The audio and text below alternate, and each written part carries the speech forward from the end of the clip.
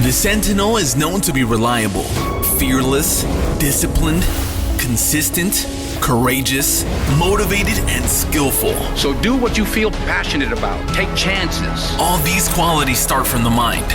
Your mind can be your worst enemy or your most powerful weapon. The world becomes your library to help you to become better at your craft. Is this the dagger?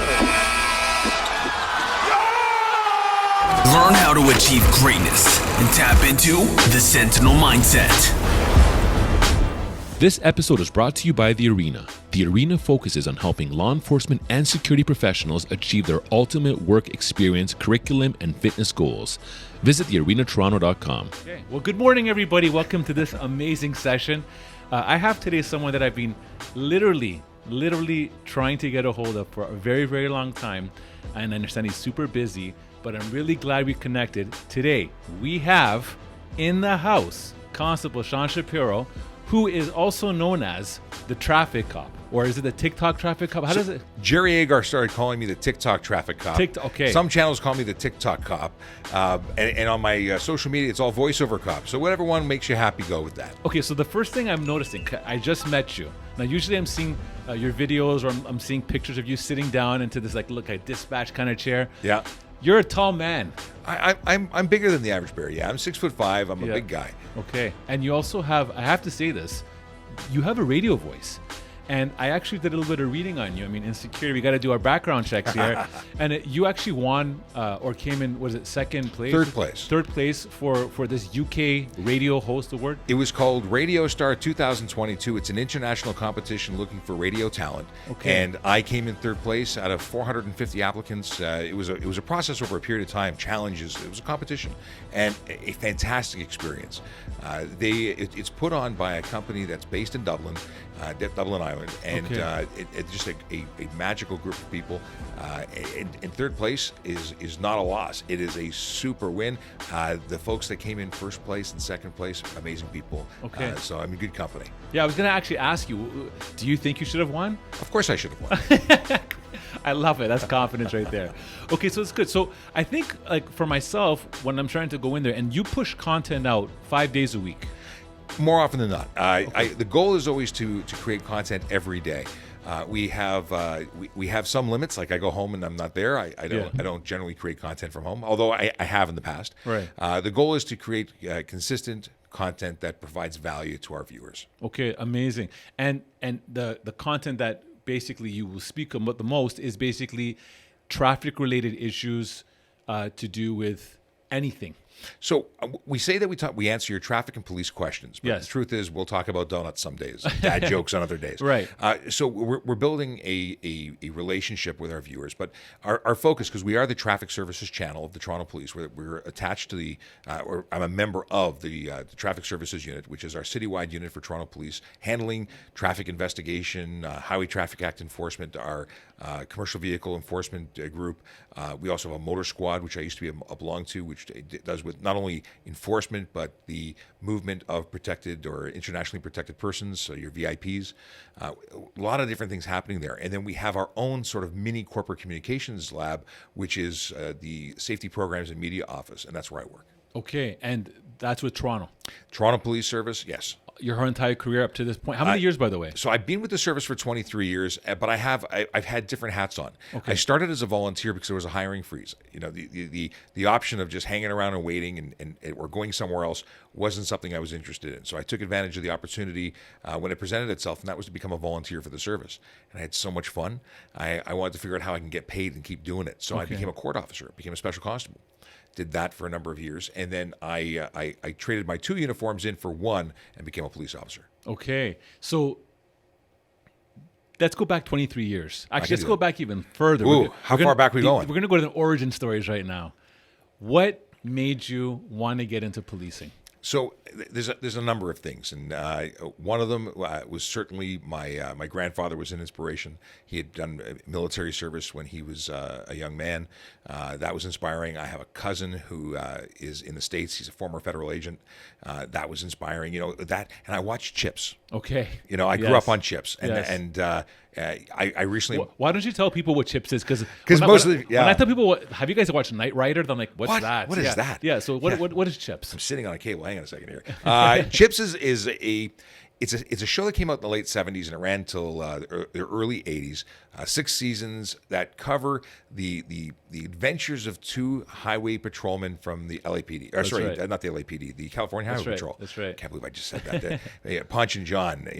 So John John Baker was one guy. He was I guess the senior officer of the 2, played by Larry Wilcox, and Eric Estrada played Frank Poncherello, who was the sort of the guy who was coming in new, getting into trouble, and Right. but together they were a fantastic pair. And then Robert Pine played the sergeant, sort of like the dad that kept on chasing after them. But those guys were my inspiration. I wanted to become a motor cop because I saw them. Wow. And I just got to meet them. Really? I was just in LA and I got to meet all 3 of them. Actually, I met 6 different actors from the show, but what an amazing opportunity. Amazing, man. So you had these inspirations growing up. So when did it start to connect now? And it's like it's almost like your parents are saying to you, "What do you want to do? What do you want to do for a living, Sean? Have you made up your mind there? Like, have you?" Oh yeah, they wanted me to do anything but policing, because what parent wants their child to go and get into harm's way to fix other people's problems, right? Right. I really believe that policing is anything but a job. It's a calling. It's something that you do because it speaks to you. I'm very glad you're saying that right now, because I truly believe that. Like, I always resonated too as having like the protector DNA inside you. Like, you need to have that from within. 100%. And I worked in security, and I was an armed guard. I worked for Brinks. I've done a bazillion different things, all related to the outside, until I could become what my goals had. I had aligned for my goals, and to actually achieve them was fantastic. I really I feel very blessed that I got to do and have been able to do everything I've wanted to do in this job. That's so good, man. So you get on the police right now, and you're starting to just come in as a 4th-class constable, and you're working your way along. At what point now do you hit the traffic division? So my story is a little different. Because I was an auxiliary officer, as a volunteer, I actually worked for traffic services. I knew I wanted to be a traffic officer because I was a motor squad or a motor qualified auxiliary officer. I got to ride a police Harley as a volunteer. Oh, man. So, I love that.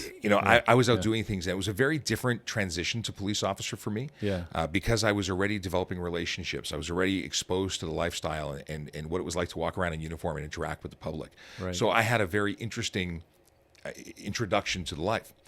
And then becoming and doing both, because I was simultaneously working as a court officer and as an auxiliary officer, volunteering 600 hours a year as a volunteer, and then working a full-time, or at the time it was part-time job of court officer. So I got to see the experience on the other side, what happens in the court system, and I learned that. But by the time I became a police officer, it was really just changing my uniform and where I reported for work. A lot of it was the same. Obviously, there was more to it. Right. I had training that I had never received before. I was then being coached in a totally different way of approaching things. But I wasn't someone new walking off the street saying, now you're a cop. Right. I had tasted or tried different things and grown into it slowly. Right. And I think that made me a much better police, or makes me a better police officer, because I had that experience from all sides, working with people who were already convicted or awaiting, their court system and or that experience of dealing with people in custody, and having been exposed to not so nice situations where you had to fight with people or restrain people or tell people no. It's just a simple word. Telling someone no is harder than people think. You might tell your child no, or you might say, but that conflict is something that is new for a lot of people. And until they put on the uniform and are in a situation where they're the authority and actually have to say no, it's very different. No, 100%, man. So, I mean, I'm just trying to get into the mindset now of getting into the, you got exposure to traffic, right? Now, what kind of things could you see in that division?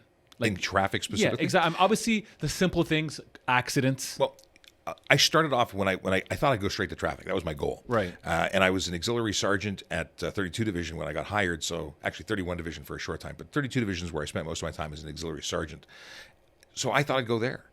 But I didn't. I went to 12 Division as a police officer and did a year and a half there before the centralization of traffic. So I got my taste of PRU, and then ultimately went to traffic. And traffic is a very unique situation. It's not what most people think it is. It's not just running around handing out tickets. It is investigating collisions, but it's not it's not a simple. It's a very specialized area.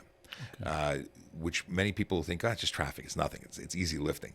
There's a lot that goes into it, and we run our own cases, and we have a CIB, and we have other things that we do, but we take investigations from beginning to end, and we very often deal with death. Okay, so you see that's the thing I was like where my head was thinking, especially when you started saying the Harley, right, the motorbike thing. I ride as well. I haven't in a very, very long time, and I actually had some wipeouts at a very young age, not by my own accord, and I'm always thinking like 25 years later. That's how long it's been since I've ridden. I'm thinking like now, back then, 25 years ago, phones were not in everyone's hands. Sure. And, right now I see when I'm driving, a lot of people are distracted on their phones. And I'm actually like thinking, what if my kids are walking and someone's on their phone? That split second, something happens. You see a lot, of these things that are formed from many things, distractions, that whole 9 yards. You should also, I guess, as an individual looking to get into policing and even coming into this department, understand that you're going to probably see things that could be considered horrific. There's no question. It is horrific. Right. Nobody's intended to see the things that you see as a police officer, paramedic, fireman, or a fire person. You see things that the average person go through their entire life never experiencing. Right. And when they finally experience one exposure to it, death for the first time, Yes. or it could change their life forever. Well, you're getting that repeated exposure. And that's why we see so many people in emergency services dealing with post-traumatic stress injuries or syndrome, because it's not just one event, it's multiple events, and they add up onto one another. And people slowly ease into this where they don't really feel like they used to. And things aren't the way they don't feel the same way, and they don't communicate the way, they don't laugh the same way. They change. And you've seen death through traffic. Sure. Have you ever been in a situation where you've had to now go on to the family and let them know that? So in Toronto, and it's going to be different for every police service based on their size. In Toronto, it's going to be a sergeant that does most death investigation or death notifications to the family. It doesn't mean I have gone with them. I've escorted and been in present for it. In fact, even as an auxiliary officer, Right. I had the opportunity, if you want to call it that, to go and travel with someone whose husband had died, and we had to go and identify the body. So we've had that exposure. It's terrible. It's terrible to watch somebody else grieve and go through. Because it's one thing, you see someone who's dead, you can sort of say, well, they're dead. Yes. I don't know them. It's not Right. affecting me directly.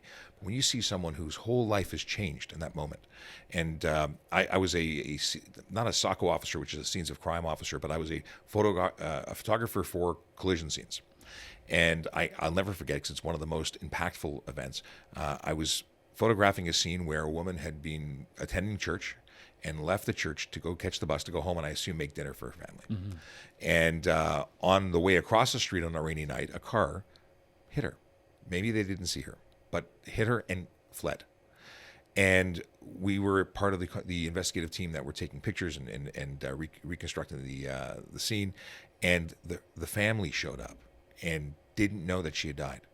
And it was that watching them sort of in slow motion come to grips with everything that was going on and watch them deal with that emotion. It was heartbreaking. So this is even more impactful when you say something like this is a calling, because it can't be looked at as just a job. The amount of I know we can all get desensitized, especially when you see death a lot, and the little trigger of empathy can sometimes almost get desensitized as well. But to see this on the job, it does require a unique mindset. It's something that takes it takes some, I want to say it's strength, but it's not just that. It's a lot of caring. You're giving up. You're sacrificing something. Yes. Not just because you're working shift work and you're giving up weekends with your family sometimes, Right. or sleeping in on the. It's really a life of service, and you are giving of yourself, and it takes a toll. 100%. And you actually you have to potentially find a way that you do not take this baggage home, because that can sit on you, right? As you said, people that have to, end up taking short-term disability because it affects them so much. Sure.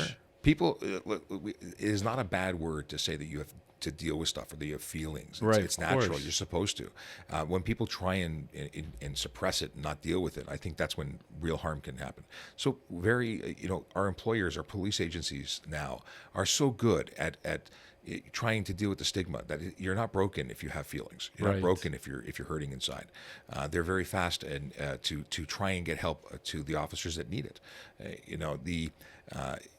We have a very progressive police service. All the agencies now, back in the day, before my time, it was go out for drinks and drink away your sorrow. There were a lot of alcoholics, a lot of people dealing with substance abuse because of what they were dealing with. Now, it's a totally different job. And this concept of, I had a dentist who said, no tough guys in my chair, because she was big on making sure that if you had something that hurt, you dealt with it. And of course, as a dentist, she was talking about numbing the area. Right. But it's the same kind of principle. If you don't deal with the problems, they will become bigger problems. You have to, and getting therapy is important. I've talked to people. It's not something I'm ashamed of. I've talked to people because I've dealt with some stuff that's hard to deal with. I lost some friends. I like that you said that, because that's actually key. Like, and especially in the line of policing, you're seeing things, you're dealing with things. It's a lot. So to, say I have to visit someone, have a conversation with, whether it be a therapist, psychologist, to even as an outlet, it's so important. Keeping it inside, it's not a good thing. Anyways, so I don't want it to be like a therapy session. Yeah, but to me, it's interesting and it's commendable that you were actually involved in that, gaining all this experience. And then I think it's so key because we spend the majority of our lives traveling, going to front jobs and stuff. So this is all playing into each other. At what point now, when you're doing this, do you start to shift now into like, let me start broadcasting? I say it's something that happened by accident. And the reason I say it that way, accident is not how we discuss collisions. Collisions happen because somebody did something they shouldn't have done. Yes. But my falling in front of a microphone and becoming the face of traffic services was truly an accident, in that I'd been involved in a motor vehicle collision. I was no longer capable of doing the job that I had worked so hard to get to. I couldn't be a police officer on the road. And I haven't been on the road. I don't carry a firearm. I'm not qualified at the moment to go use of force and be a patrol officer, because I'm dealing with injuries that are from my motorcycle collision when I was in the motor squad. I was struck on duty, and since then I'm doing a lot better, but I'm not where I need to be able to perform the duties of a police officer and be able to protect somebody else and myself at the same time. So if my wife is listening to this right now, she's going to say, you see, you're not getting a motorcycle right now. She will say that because of that. My motorcycle's in my garage with insurance, and it hasn't rolled in 4 years. Wow. And I miss it terribly. But Right. you know what? I've got kids. I've got people who rely on me, and I've finally come to grips with the fact that I love it, but it'll wait. It'll wait. Right. It'll be there later. Okay. I may actually take the insurance off the bike this year. We'll Yeah, see. yeah, It's yeah. been sitting there literally not moving. Wow. But I love motorcycles. It's something I've done since I was 16. So it's hard for me to kind of shake it off. Yeah. it's going to be part of me forever. But there's real risks with riding a motorcycle. There's real risks for taking the bus. Everything you do has risk. Everything. And I hate to say it this way. I figure if it's your time to go, it's your time to go. Right, And that's right. a way of shaking it off and saying, yeah, whatever. Yeah. But there's risk, and I don't need to give my wife stress. Yeah, So- exactly. Okay, so because of this unfortunate accident, it put you in a position that actually opened up a door for you. It gave me a way to contribute back to the community and perform a function that was more or less helping people. Okay. Because I was doing all sorts of administrative stuff behind the scenes, and I All the didn't- fun stuff. I didn't feel fulfilled. Yeah. I got on this job to help people. Right. And then I got into a role after working downtown at headquarters for a little bit. Came back to traffic services and we could use your help. I had, interestingly enough, skills that I had from before policing. You sound like Liam Neeson right now. I have skills. Special Yes, kind of yes, skills. yes. Yeah. Well, you know what? I don't have those kind of skills. Nothing that I'd admit. No, I had done. I'd been very involved with photography since I was a kid. I had skills as a computer person. I worked in the industry before, and I had dabbled in graphic design and things of that nature. So when I got back to traffic services and I was doing administrative stuff, they said in the media office, "Could you help us out? Could we create some social media? This thing's changing. What do you know about this?" And I went and started doing things. I was the guy behind the camera. And as things progressed, we jumped on a platform called TikTok, and the rest is history. We had tremendous support from our supervisory team, and they said, let's try it. Okay. And here we are. So I want to just jump in for a second. So first of all, TikTok. I'm in my mid 40s. Okay, 45 to be exact. And for us, I see kids all over the place. TikTok. I've been hearing guys like Gary Vee talking about TikTok and how big of a platform it is. And to me, the one thing I want everyone listening is that even though you're jumping on a platform like TikTok and you've gone viral on that platform, it's not just as that easy and simple. It takes work. It takes progress. Why don't you talk a little bit about your process? You know what I mean? Because you actually have a production, and it's an actually very entertaining production. Thank you. And educational, right? So you're getting 2 in 1. We do a lot of different things. So first off, what Gary Vee says about TikTok is absolutely correct. There's 2 platforms that are huge growth opportunity right now, and it's TikTok and LinkedIn. 2 spaces that if people aren't spending time on, they're missing the boat. Right. When I was first told about TikTok, it was a buddy of mine saying, "You got kids, you need to know what's going on." I put on the app, and I thought I was snooping at the wrong party. I walked into the wrong room. I turned around, went back out, deleted the app. It wasn't until we had an investigation related to some people who were skateboarding off the Fred Gardner Expressway that had us officially be there. And then I already had content for other platforms, so we started testing it out. And you know what? It got traction. It got more traction than other platforms did.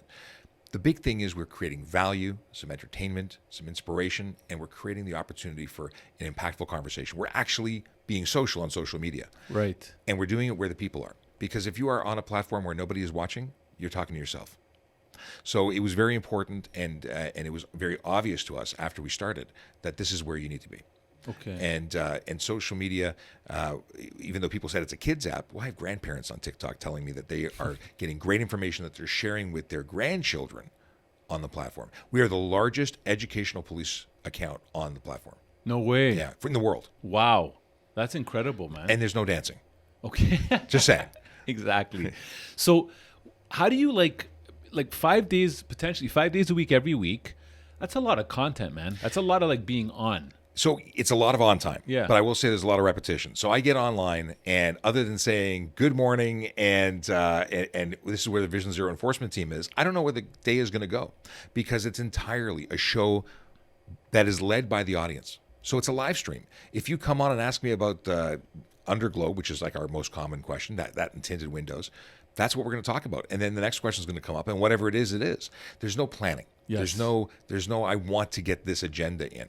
Listen, if I've got an opportunity to talk about, I go off on a tangent because someone talks about speeding and we get into a whole discussion of why speeding is wrong, we'll go there. But it's not predetermined. So from that perspective, that's actually quite good, man. It's very organic, so you can kind of go into a flow. It keeps you actually on 100%. the toes. Yeah. But some days it's just the same questions again and again. And sometimes at the beginning of that hour to the end of the hour, the same question's been answered 6 times. It happens. But we have a different audience. We know that we have on average about 10,000 people that hit our live stream in a day. We've had as high as 40,000 people that have come through our live stream. We have over 603,000 followers at this point. So not everybody comes in every day, and new people are coming in all the time. Some stay for a minute, some stay for an hour. So everyone gets what they need to get out, and then they come back in or they drop off, and it's very easy going. There's not you don't have to stay for the entire time. How long is the session? Session's an hour. 1 hour. Unless okay. we go over. Sometimes, and we do. So it's funny, radio stations have shown interest. Television stations have shown interest. So Jerry Agar, Jerry Agar Show on News Talk 1010 is being our longest running partner, if you will, in that they will come in and they'll join our TikTok stream. We'll do a half an hour segment on the air with them, and they'll be on our TikTok stream at the same time. So we're blending our content, and we'll take callers from his audience and we'll answer their questions. And because I don't want to take away from my audience, I start an extra half an hour early. So we'll do an hour and a half long stream. Okay. Do you ever walk down the streets and like, yo, there's Sean Shapiro from the tribe? I get recognized on a somewhat regular basis. Okay, that's cool, man. So did you see it going there? Never. So like you're going through a process of just doing because it's something that you love to do, and then organically it just starts unfolding into what it is. Here's the thing: 600,000 people is wonderful. Never would have guessed it. But if I was helping 5,000 people, it would be just as valuable. Because how do you measure the success of education and harm reduction? Yes. If one person's life is changed because if their driving habits are changed because of something we've said or done, or someone doesn't get a ticket because they now know that something's illegal, well, we've made an impact. You just can't measure it. See, what I love about what you're saying here right now is you're giving to the universe, okay? And you're doing it with, that's the intent. Mm-hmm. See, there's a lot of people that will listen to this and they'll be like, oh, wait a second. Really what they're hearing is TikTok is a place where you can go viral. And their intentions are, let me do this to go viral. Mm-hmm. Let me do this to get fame. Let me do this as a self-serving element. What I love about what you just said is that even if there's 5,000 people, whatever that is, it's still the same type of content coming from the heart with the still care. And, this is where the universe says, Sean, thank you. Here you go. It really is pretty amazing in that nothing is forced, nothing is required, and the police service isn't saying, "Hey, if you don't get 5,000 new followers this week, we're taking you off the air." Like it's not There's about no quota. that. There's no quota. There's no quota for our tickets. Yeah. And there's no quota for our TikTok. Yeah. And that's amazing because they see the value. We've done surveys to sort of to try and figure out ways of measuring it, but we're seeing people respond, and it's fantastic. We're getting such great feedback. But the reason we do it is simply that we want to make our streets safer. And this isn't a great way of doing it. It is an absolutely fantastic way. And we get the haters, and I love haters. So I got to tell you. That's when you know you're doing something right. Yeah, there you go. Yeah. We generally speaking, police agencies and companies don't want to engage the people who don't like them. And I love the people who don't like us because it's a mission. I'm going to change your mind. Right. And I had so many people who come out saying, one guy came on, he says, "You're the Lord of Donuts." And I said, no, I'm the Donut Lord. Don't you forget it. And he became my biggest fan. Like he was there all the time. Like, this man spits the truth. Leave him alone. Like, don't hate. I've learned so much, lingo that wasn't mine until I clapbacks and things. I knew nothing about internet lingo. Anyway, what I'm getting at is that there's an opportunity there. Yes. And ignoring people or blocking people right off the bat or assuming that the hate is not something that we can get past, I think is a missed opportunity. So I want to talk to everybody. Yeah. And maybe there is no helping that relationship and it isn't an opportunity, but I'll give it a shot. Even if it's something like someone says, "I hate you, I don't want to see you." I go, "Well, you don't have to watch." Right. I'll acknowledge you. I'm not going to pretend you're not there. So that it's been a very interesting road that way, but I've had some really interesting conversations with people who really don't like the police or like me. And you know what? Here's the thing. I think, first of all, you said something about an individual kind of just came out with that donut reference, but then he actually got your respect. And to me, I think like it's one of those things where respect earned, because there has been over the years, the credibility of the police has been tested by some bad apples in the world that have cast a shadow. But there's an incredible amount of amazing police officers like yourself that are basically doing good, that are showcasing, that are spending time. And I think, that's something that just you cannot overlook. And I think that's amazing that you're doing this, man, because you don't let's put it this way. This is not what you're doing is not mandated by the police service. No. This is something that you basically came up with, like, hey, listen, why don't we do something that can educate, bring awareness, but at the same time still tie in the community? It's really something we used to do in person at events. We used to go as community response unit or CRU crew officers, used to go to barbecues and talk to people, and you'd have a crowd of folks under a tree asking questions. You talk to 10 people there, and 10 people. We do a boat show, we do a car show, and we talk to a few people. And maybe over the course of an entire event, you'd speak to a few thousand. Well, we speak to those 10 times that every day. So we're doing what we've always done. We're just utilizing technology to do it more efficiently. So I love the question. I love the people saying, "You're getting $100K a year to sit your butt down here in a studio and talk to us on TikTok." Yeah. And I'm like, "Thank you for opening the door. Let's talk about that now." Right. Because what we're doing is actually the most cost-effective way to educate and develop relationships. Right. and be, not that we're trying to show that we're human, because we're human. It's just what it is. We're just being real. Yeah, and you got a really good attitude about yourself, man. I mean, because at the end of the day, depending on this job that you're doing right now, I can tell you is not for everybody. No, for sure. You have to be a certain individual that can kind of take that kind of feedback and heat, but also be able to say, hey, listen, man, we're all here. It's all good. You're turning always, like what I'm hearing from you, you turn a negative into a positive. Try. You know what I mean? Well, 100%. But that's the key word is try, right? But I think you have the mainframe for that. What's one of the craziest questions that you've been asked? I know you've probably been asked, but something that you're almost thinking like, oh my God, you're asking this question, and it's almost like someone may be asking on behalf of themselves. Like, I know a guy that, So I get the questions that are absolutely far-fetched, just trying to get a rise out of me. And okay. I did 150 miles an hour last night, and that's legal, right? Right. You get that kind of stuff. And then you get the people who are asking legitimate questions, right? But they're totally, like, the number of people who think it's okay to make a U-turn at a red light. This is That actually, wow. apparently it's happening everywhere. I Okay. haven't seen it so much, Right. but in other jurisdictions, in other countries, it might be legal. It's not legal here. So we get that a lot. And actually, one of the greatest things that we get to do is to speak to newcomers who don't know what the laws are here and maybe got a license through a trade exchange program, because certain countries do provide straight exchange, and they're not aware. We have people who come here with and are driving under foreign licenses thinking they're licensed. And then we're taking the unfortunately telling them some bad news that their license isn't valid anymore because it's not acceptable. So Right. we're really helping people, even though it's Okay. bad news, Okay. because they're not insured when they're not. There's all sorts of things happening. But that whole U-turn at red lights is huge. People who don't know that they have to stop on a red light before making a right turn is huge. I don't understand those people on the Wow. road who don't know that. Yeah.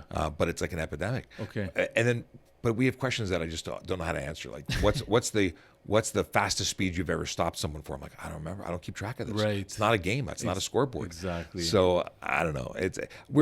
I'm constantly getting questions that I don't know the answer to, and I love it because I get to go read up and find out what I don't know, Right. and I learn more in the process. And it also kind of even tells you if people are asking these questions, they're doing these things. Oh, for sure. You know what I mean? For sure. So when I was a young buck, I had a Camaro, and I remember it was a big thing back then. It still is right now, apparently, but now it annoys the heck out of me.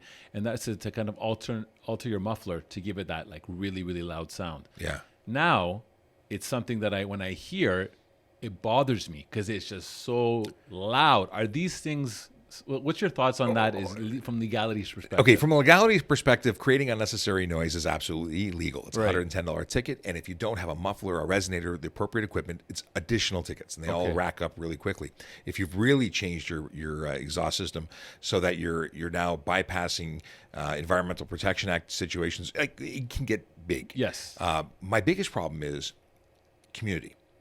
When someone does something to say, hey, look at me, or I like this sound and it's going to be obnoxious, it's going to make babies stay awake when they're having their nap time, people who are working from home can't concentrate, people who work night shift can't, there's more than just the person driving the car who wants people to say, hey, look at me. So I think it's a huge problem. I think it's part of an entitlement issue we have in general. And it's not just exhaust systems, but it's one example of. Right. So I have a problem with it. Okay. But I also appreciate a nice Harley, a nice rumble from an exhaust system, Yeah. to a limit. Right. And people who say we're out to go get the custom car for community, they're off base. We're not. We're looking to get the people who are negatively impacting the lives of the people they're driving by. That's it, man. And it's about community. The road is a shared space. We're all going to be using it, and we all have to get along. And you know what? It's people have to start looking at the community instead of the self. Yeah, of course. No, that's good, man. And I think also because it's in line also with, winter now. We're in winter mode right now. There's a lot of people that don't really have winter tires. I'm pretty sure these are things that even frustrate you because you see it all the time. Winter tires aren't required by law. Winter tires are suggested. They're a good thing. I use them. I like them. I want to keep my family safe. I want to reduce the chance of losing control. Yeah. These are things you can do to improve your odds of having a stress-free drive. Right. Not required. So it doesn't bother me when people don't do it. It bothers me when I see people who have tires that are bald driving, because that's a surefire way. It's actually it's illegal. They're unsafe. I didn't know that. So having a bald tire is considered unsafe. Well, sure, because you have to have a tire that's capable of dispersing water so that Yes. you can actually reduce the chances of hydroplaning. Okay. So there's a tread depth minimum that you have on a tire before you're out of service. You've got to be taken off the road. Okay. And there are people who lower their vehicles. Like customizing a car, I think it's great. Make the car your own. Have some personality. Make it be yours. But do it within the rules so it's safe. So I see people who are chopping springs on their cars. They're dropping them down. There's an inch of travel. They go up on a curb to get into the McDonald's parking lot, and two of their wheels come off the ground. It's ridiculous. It's ridiculous. Okay. There's certain maximums, and we have to do it so that's safe. So again, it's that whole I'm more important than everybody else. Like Yeah. speeders is my biggest problem. 'Cause I was going to actually ask you what is one of the most things that annoy you, but So we have the big four, and all of the big four annoy me. The big four are people who speed, people who drive aggressively, people who drive distracted, and people who drive impaired. Okay. All those things lead to serious injury and death on our roads. So all those things I have a major issue with, because I see the other side. I've seen the hurt and destruction it causes. And people say, well, I have Bembo brakes, I can go fast. No, you still have to be the driver. And most people think they're great drivers. They're not that great. at most the average the average person thinks they're great and they're below average, and then there's people who think they're not so great and they're probably even worse. We're not professional drivers. We drive to get to where we're going. But I have a friend, Brian Max. He is a professional driver. He races cars. He has a team. That's a guy that can go fast, and even he does it only on the track. So, and he's crashed cars, and there's medics that come running and fire department, and because they're planning for they're planning for what could happen. Right. We don't have that kind of things on the road. So people who do things for thrills and because they have to get somewhere because they didn't plan well enough ahead of time, those people who are putting lives at risk for personal selfish gains, I have a real issue with. Absolutely, and I think that's key right there is that you literally when you're doing any one of those 4 items, you literally could be putting someone's life at risk. Not just your own. Yes, exactly. A lot of the times on the show, Sean, we talk about the mindset. And the show is catered to a lot of the law enforcement and security industry. However, what I thought would be a good opportunity is talking about the mindset of the vehicle operator. Okay, what should the mindset be of someone that gets into a vehicle? Because a lot of times we do it so naturally, like breathing. Just get in the car. Sometimes you're grabbing a coffee, you're driving. I mean, I've been guilty where, I'm a tall guy as well, but I can utilize my legs sometimes to do the steering, which is completely off. But what are some things that that people should have when they're from just getting their mind ready for getting into a vehicle? So we tend to think we're multitaskers, that we can do many things well at once. Some people even put on their resume that they are a excellent multitasker. They probably didn't realize they were lying when they said it because our brains don't multitask. They switch between tasks. So anything you do besides being focused on the road is putting yourself in a situation where you are more likely to become involved in a collision. And then you couple that with decisions to speed and to look at your phone or to use drugs or alcohol. That's a separate thing. But let's assume that you're doing the right thing in terms of drugs and alcohol. You've had a good night's sleep, you're not overtired. But something as simple as being stuck in your mind about planning what you're going to buy at the grocery store is a distraction that could lead to a collision. And in fact, daydreaming is the number one cause of collisions, according to studies with the Traffic Injury Research Foundation. The concept of being distracted doesn't mean necessarily being on your phone, even though there's a law about that. Having a distraction in the form of being lost in thought. Like, how many times have you driven somewhere and you get there and you're like, I don't remember how I got here. That happens to people all the time because they're so lost in thought. There's so much going on, and maybe it's the stereo. They're bopping to their favorite tune, or maybe they were deep in a conversation on a telephone. If you really want to be safe, and it's a tall request. If you really want to be safe, do nothing but drive the car. Yeah, and be good to yourself because, for example, like I used to work night shifts for 12 years, and driving back home at the end of the night, it was a tough one sometimes. In the morning, it was a tough one. But I think for general people that do not get enough sleep, that could alter your ability to drive. Sleep is one of the best things you can do for your body. Rest that brain. It's amazing what happens to your chemistry if you're not sleeping. And I'm no doctor and I'm not claiming to be one. But everything that my wife reminds me on a regular basis is the right thing to do that I never used to take care of. I aim for sleep as the number one.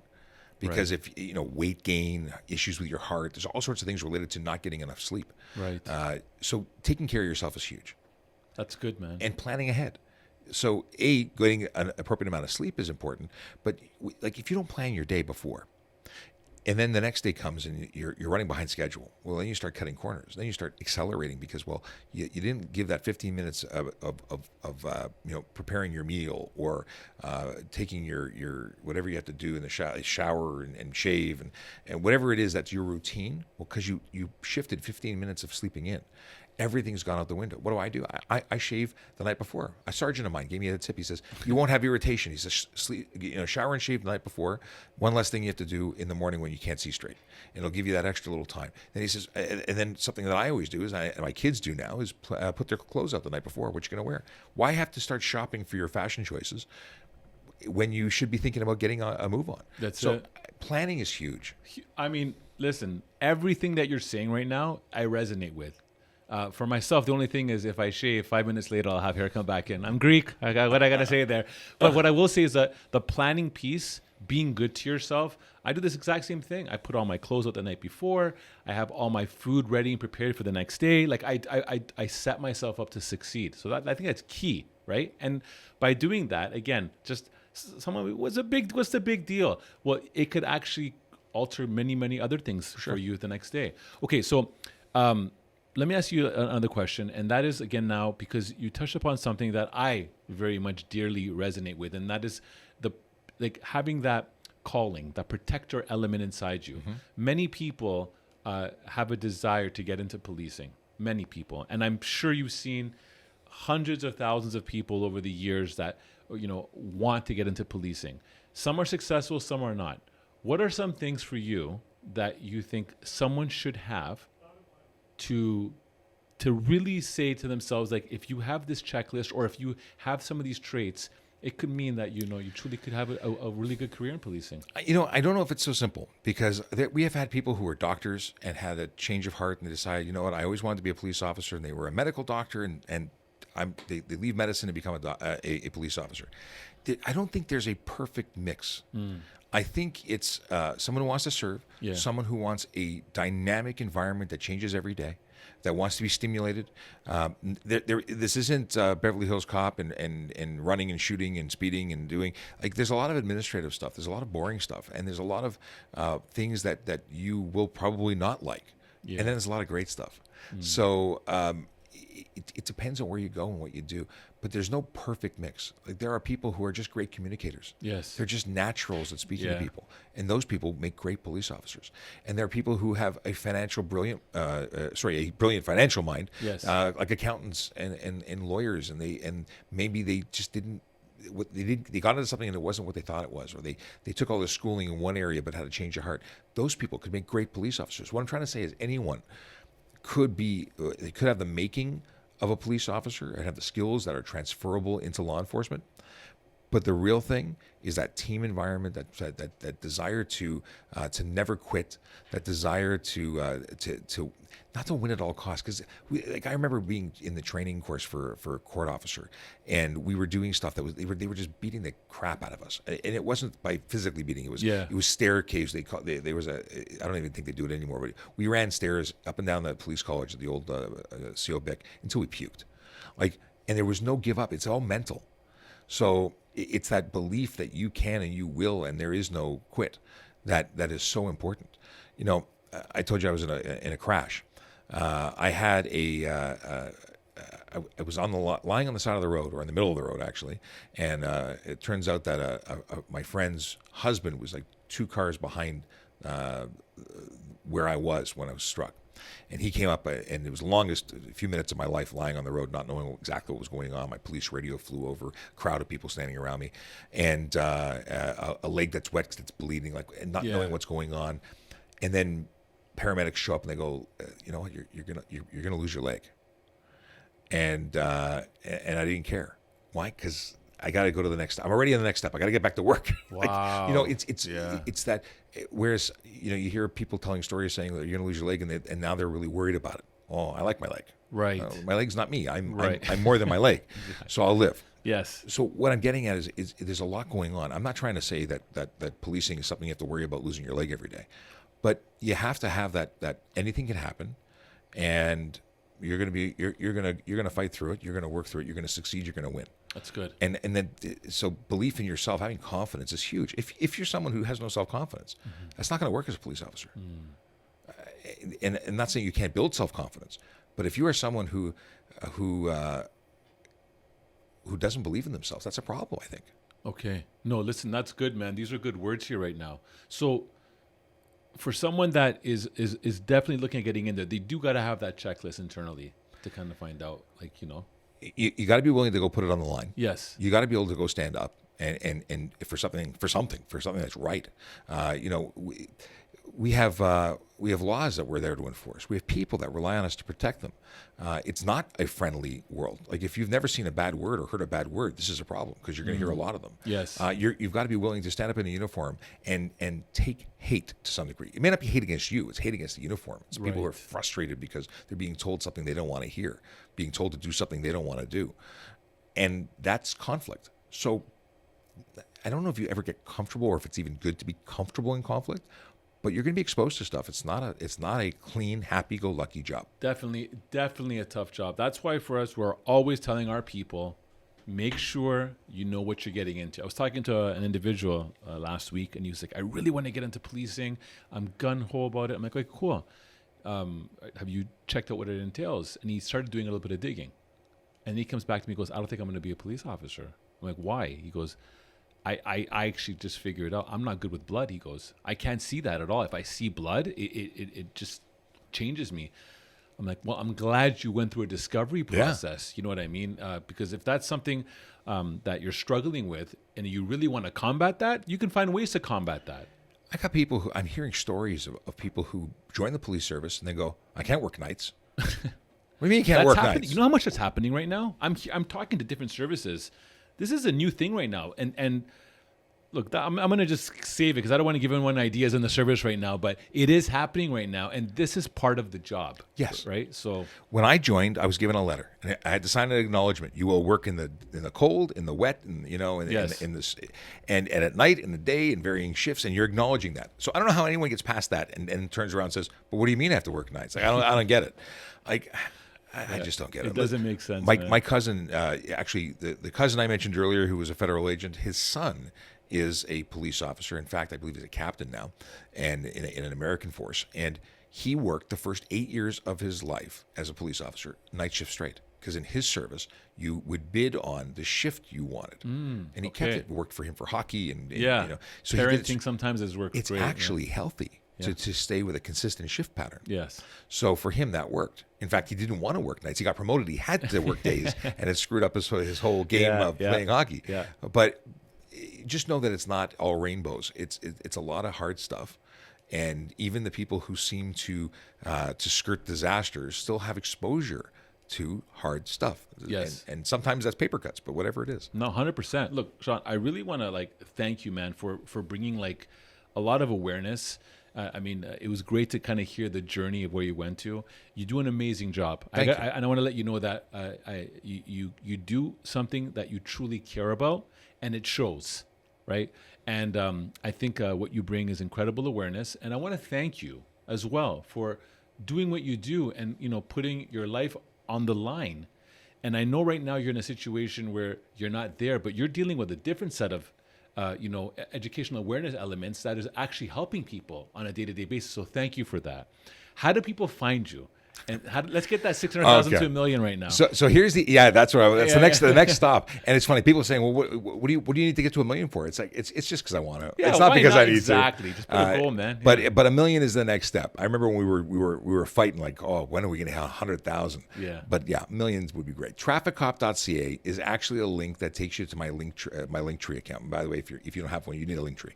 Okay. I'm telling everybody get a Linktree because it allows everyone on my social and whatever social media platform you find us on, you can hit the link tree and go to all of our other ones. Okay. So we're on YouTube, we're on TikTok, we're on Twitter, Instagram, we're everywhere. Okay. And we also have a podcast. But trafficcop.ca will give you links to all of them. Okay. And if you've got questions, if some of your listeners want to know answers to their questions, there's a Q&A function there. You can email, tons of different options.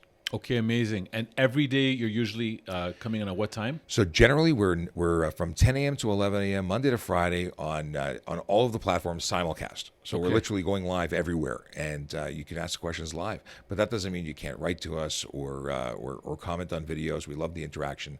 But check out our stuff. You could spend months watching our stuff, catching up. Amazing. Sean, I want to thank you for your time. Before we wrap, I'm going to allow you to have one tip that you can let everyone hear today this tip is the closest to your heart. The meaning as in, to say like this is just one great one to have. But are we talking traffic? We're talking Anything, life. We're talking anything. This is tough. This is anything. This is you couldn't give me like some advance notice. I got to write a script here. You know what? Authenticity is something that's really important to me. Whatever you're doing, be you. You can't be somebody else. If you're, and this really applies, I think, to I tell it to police officers when I'm teaching social media, is you can't pretend to be somebody else, because eventually the act will crack. They're going to see the real you. Just be you. If you're a horrible person, at least you're being true. Right. Like, it's not about popularity. You don't have to be liked by everybody. I know not everybody likes me, and I'm okay with that. Right. I'm going to hang with the people who like me. I'm not with the people who don't, and it's just okay. But you're going to live a happier life if you're just true to who you are. I love that, man. I love that. Thank you so much, ladies and gentlemen. Sean Shapiro, thank you for your time. Can't wait to actually log in. Today's Friday, so Monday morning. We're going to hit it up, and we're going to catch it. Any questions that you guys have, you guys know where to go there. And thank you so much for coming on the show today. Anytime. I really had a good time chatting with you. All right, man. Everyone have a good day and drive safe. That's it. All right, Drive care. sober and park legally, because I got to pitch Erin Urquhart's spiel. She's the parking enforcement officer we work. So I got to say park legally and drive sober. That's it. Come on, Erin. All right. Have a good one. Take care. Take care. Thank you. This podcast is brought to you by Executive Protection Lifestyle Canada. Make sure to drop by next week and don't forget to subscribe.